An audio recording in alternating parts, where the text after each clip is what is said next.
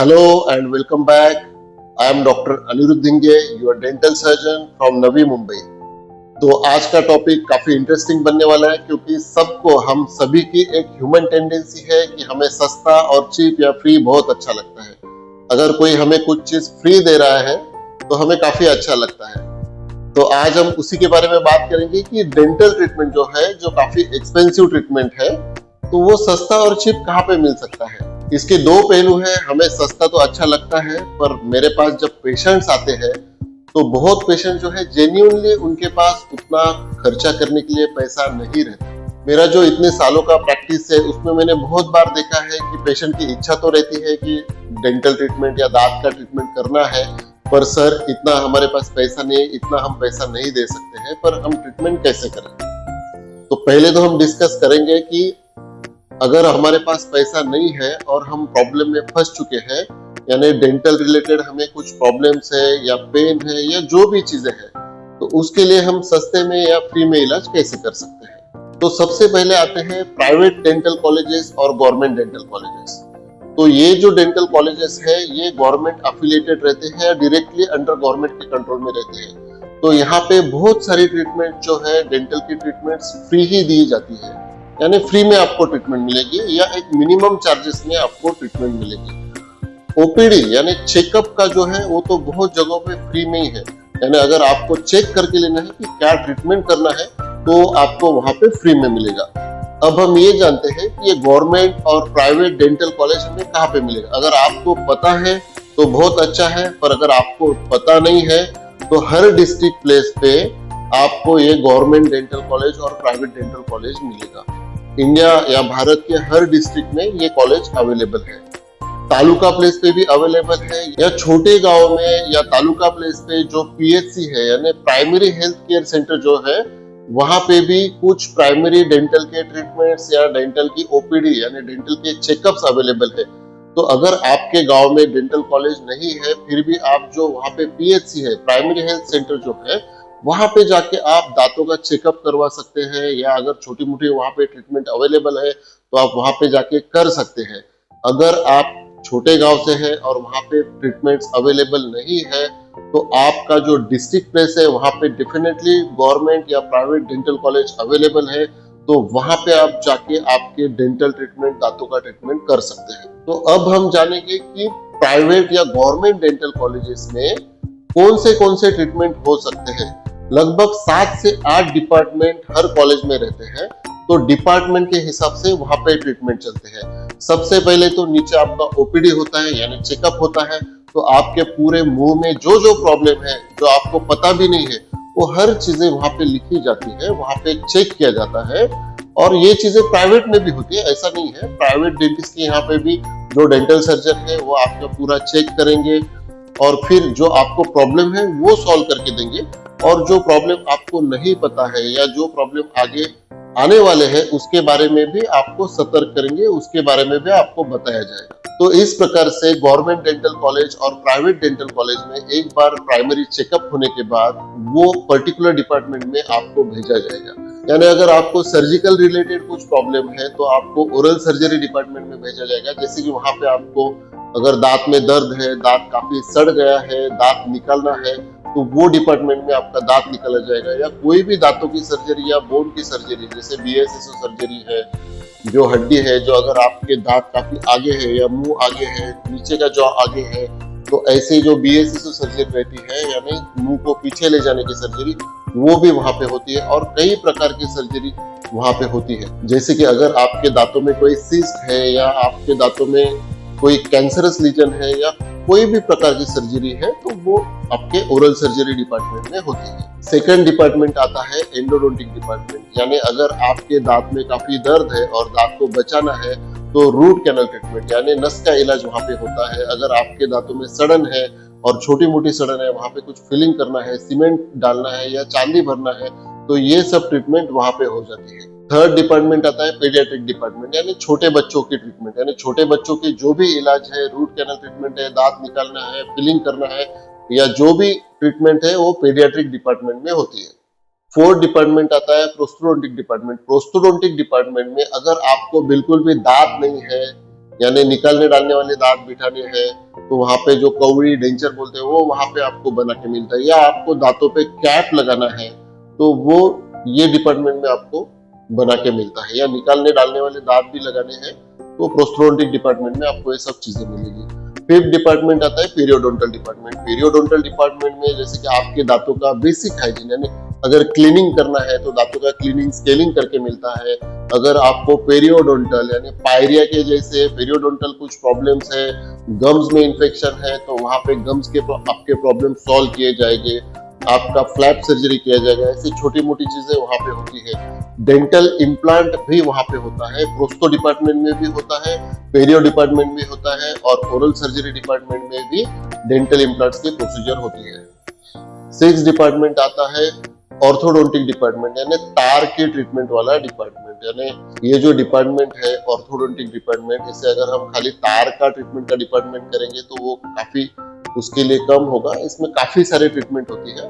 तो ये सब ट्रीटमेंट वहां पे होती है, जैसे कि बेसिकली हमें जो पता है तार का treatment, orthodontic treatment, braces treatment, basically ये ट्रीटमेंट वहां पे होता है। सेवेंथ जो डिपार्टमेंट है कम्युनिटी डेंटिस्ट्री यानी पब्लिक हेल्थ, यानी हमें अगर कुछ एडिक्शन है या पब्लिक में कोई बड़ा हमें कैंप करना है या कम्युनिटी लेवल पे कुछ बड़ी चीज ऑर्गेनाइज करनी है, यानी बहुत सारे लोगों को अगर चेकअप करना है, 10,000 लोग, 1000 लोग, 500 लोग, तो उनके लिए ये डिपार्टमेंट काम करता है। ये डिपार्टमेंट सोशल अवेयरनेस के लिए काम करता है, यानी अगर सोसाइटी में कुछ अवेयरनेस नहीं है, कुछ ट्रीटमेंट्स के लिए अवेयरनेस नहीं है, तो ये जो डिपार्टमेंट है उसके लिए काम करता है। ये डिपार्टमेंट का और एक महत्वपूर्ण काम है जो बहुत कम लोगों को पता है, कि जो आपकी गंदी आदतें हैं, जो गंदी हैबिट्स है, उसे छुड़ाने में ये डिपार्टमेंट बहुत काम में आता है, बहुत मदद करता है। जैसे कि तंबाकू खाना, सिगारेट पीना, या फिर मिश्री दांतों पे लगाना, या जो भी मुंह के रिलेटेड गंदी आदतें हैं, तंबाकू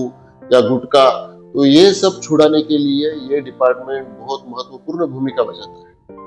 यानी अगर आपको ऐसी कोई हैबिट्स है तो आप ये डिपार्टमेंट में जा सकते हैं। तो इस तरीके से गवर्नमेंट डेंटल कॉलेज और प्राइवेट डेंटल कॉलेज में काम चलता है। यहाँ पे बहुत सारे जो है स्टूडेंट रहते हैं, तो स्टूडेंट सीखते भी है और आपका ट्रीटमेंट भी करते हैं under guidance of PG graduates जो प्रोफेसर है, उनके अंडर गाइडेंस में ये सब ट्रीटमेंट होते हैं। यहाँ पे फ्री में है तो बहुत भीड़ रहती है, आपको टाइम थोड़ा ज्यादा लग सकता है, पर आपका ट्रीटमेंट डेफिनेटली यहाँ पे होगा। डेंटल ट्रीटमेंट के लिए प्राइवेट और गवर्नमेंट डेंटल कॉलेज छोड़ के भी कुछ जगह है, जैसे कि कोई कोई ऑर्गेनाइजेशंस है, जैसे लायंस क्लब है, रोटरी क्लब है, और बहुत सारे ऑर्गेनाइजेशंस हैं। बहुत पंजाबी जो लोग हैं उनके जो गुरुद्वारा रहते हैं, या बहुत सारी चीजों पे, बहुत सारे जगहों पे चैरिटेबल ट्रस्ट आजकल हमें देखने को मिलते हैं। तो ऐसे चैरिटेबल ट्रस्ट में भी कुछ डॉक्टर्स जो है महीने में 1 दिन निकाल के या 2 दिन निकाल के फ्री में अपनी सेवा देते हैं, और बहुत सारा जो डेंटल मटेरियल का खर्चा है या लैब का कॉस्ट है, ये सब जो चैरिटेबल ट्रस्ट है वो खुद पे उठाते हैं, खुद पे उठा के आपको ट्रीटमेंट काफी सस्ते में करवा के देते हैं। तो ऐसी जगह पे भी काफी सस्ते में ट्रीटमेंट हमें मिल सकती है। पर गवर्नमेंट डेंटल कॉलेज और प्राइवेट डेंटल कॉलेज के मुकाबले ये ट्रीटमेंट थोड़ी महंगी होती है, पर प्राइवेट डेंटल क्लिनिक के मुकाबले बहुत ज्यादा सस्ती होती है। तो ऐसे जगह पे जाके भी हम हमारा ट्रीटमेंट करवा सकते हैं। तो अगर हमारे पास पैसों की कमी है और हम ट्रीटमेंट नहीं करवा पा रहे हैं, तो ऐसे जगह पे जाके ट्रीटमेंट करवाना चाहिए। और अगर हमारे पास पैसे हैं और कुछ प्रॉब्लम नहीं है और टाइम की भी कमी है, तो बेसिकली हम प्राइवेट क्लिनिक में जाके, जिनको तजुर्बा है, जो काफी सालों से डॉक्टर वहाँ पे प्रैक्टिस कर रहे हैं, 10 साल हो गए, 15 साल हो गए, 20 साल हो गए, तो ऐसे डॉक्टर के पास जाके आप आपका ट्रीटमेंट कर सकते हैं। क्योंकि इन फ्यूचर में अगर आपको ट्रीटमेंट के बाद कुछ प्रॉब्लम आता है, तो सेम डॉक्टर वहाँ पे आपके लिए अवेलेबल है। वो डॉक्टर को आपका पूरा हिस्ट्री पता है, उनके पास आपका पूरा डिटेल रहता है कि हमने क्या ट्रीटमेंट किया था और क्या हो गया है, अभी क्या करना चाहिए। तो एक सेफ साइड, आपको सेफ जोन में आप रह सकते हैं। और अगर पैसे है ही नहीं आपके पास और ट्रीटमेंट करवाना है, क्योंकि ट्रीटमेंट के बगैर तो नहीं रहना है, ऐसा नहीं है कि पैसे नहीं है तो ट्रीटमेंट करना ही नहीं है, तो बेझिझक आप गवर्नमेंट या प्राइवेट डेंटल कॉलेज में जाइए, या जो चैरिटेबल ट्रस्ट है ऐसे जगह पे जाके आप ट्रीटमेंट करवा लीजिए। पर सबसे इम्पोर्टेंट बात ये है कि ट्रीटमेंट के लिए जाना ही क्यों है। हमारे पास भले ही पैसे है नहीं है, ये डिफरेंट थिंग है, ये डिफरेंट चीज है, ये अलग चीज है, पर ट्रीटमेंट के लिए जाना ही क्यों है। अगर हम हमारा पहले ही ध्यान रखें, प्रिवेंशन करें। जैसे कि हमारा मेन मोटिव ही वही है कि हम इसे बहुत इज्जत करते हैं कि prevention is better than cure. तो पहले ही उसका ध्यान रखें तो काफी अच्छा है। हमारा मिशन ही यही है कि डिके फ्री डेकेड, यानी आने वाले 10 साल में हमारे देश के लोगों को हमें डिके फ्री करना है, यानी डेंटल डिसीज से फ्री करना है। जैसे कि पोलियो हमारे देश से इरेडिकेट हो गया है, जैसे कि स्मॉल पॉक्स हमारे देश से इरेडिकेट हो गया है, हमने उससे छुटकारा पाया है। वैसे ही आने वाले 10 साल में हमें जो डेंटल के डिसीजेज है उससे हमें छुटकारा पाना है। इसके लिए हमें क्या करना पड़ेगा, मैंने जो मेरे 4 बेसिक वीडियोस बनाए हैं, जैसे कि ओरल हाइजीन कैसे रखें, मुंह का ख्याल कैसे रखें, ये मेरा एक वीडियो है, वो आप जाके देख सकते हैं। ब्रशिंग टेक्निक कैसे करना चाहिए, ब्रश कैसा करना चाहिए, वो बहुत इंपॉर्टेंट टॉपिक है। अगर हम ढंग से ब्रश करें, अच्छे से ब्रश करें, तो यहाँ तक हमें जाने का काम ही नहीं है।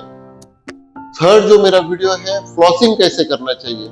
और जो मेरा फोर्थ वीडियो है, माउथ वॉश करना चाहिए नहीं करना चाहिए, कैसे करना चाहिए। तो ये जो बेसिक 4 वीडियो है, ये बहुत इंपॉर्टेंट वीडियो है। अगर दिन में हम इसके लिए 15 मिनट देते हैं तो लाइफ में, जिंदगी में कभी भी हमें डेंटल केरीज नहीं होंगे, डेंटल के डिसीज नहीं होंगे और डेंटल ट्रीटमेंट के लिए हमें जाने का काम ही नहीं है। तो आपके पास पैसा रहे या ना रहे, अगर आप दिन का 15 मिनट ये 4 चीजों के लिए दे रहे हैं, मुंह का ध्यान रखने के लिए, प्रॉपर ब्रशिंग करने के लिए, टूथपेस्ट कौन सा यूज करना है, ब्रश कौन सा यूज करना है, फ्लॉसिंग कितने टाइम करना है, कैसा करना है, माउथ वॉश कैसे करना है, ये सब वीडियोस मेरे हैं, वो आप जाके देख लीजिए।